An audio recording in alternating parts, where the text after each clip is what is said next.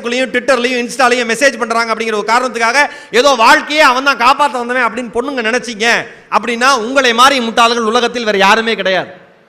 ரொம்ப எளிமையா உங்களை எல்லாராலையும் வீழ்த்தி விட முடியும். தயவு செஞ்சு அதுக்கு போகவே போகாதீங்க. ஃபோக்கஸ்டா இருங்க. எந்த குடும்ப பின்புலத்திலிருந்து வந்தோம், யார் நம்ம அம்மா, யார் நம்ம அப்பா, எவ்வளவு கஷ்டப்பட்டு நம்மளை படிக்க வைக்கிறாங்க, நம்ம எப்படி படிக்கணும், இந்த சமுதாயத்தில் எப்படி உயர்ந்து நிற்கணும், எந்த கொங்கு நாடு கல்வி குழுமத்தில் நாம் படிச்சு வெளியில போனோமோ அதே கொங்கு நாடு கல்வி குழுமத்தினுடைய ஆனுவல் டேக்கு சீஃப் கெஸ்டா வரணும், இதாண்டா என்னுடைய லட்சியம் நினைச்சு வெளில போங்க, ஜெயிப்பீங்க.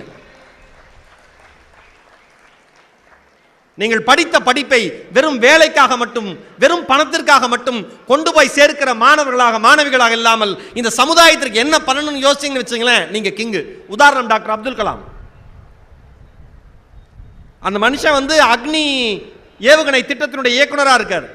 ஒரு பொது நிகழ்ச்சிக்கு போயிருக்காரு. பல பொது நிகழ்ச்சிகள் போறப்ப அப்துல் கலாமினுடைய அந்த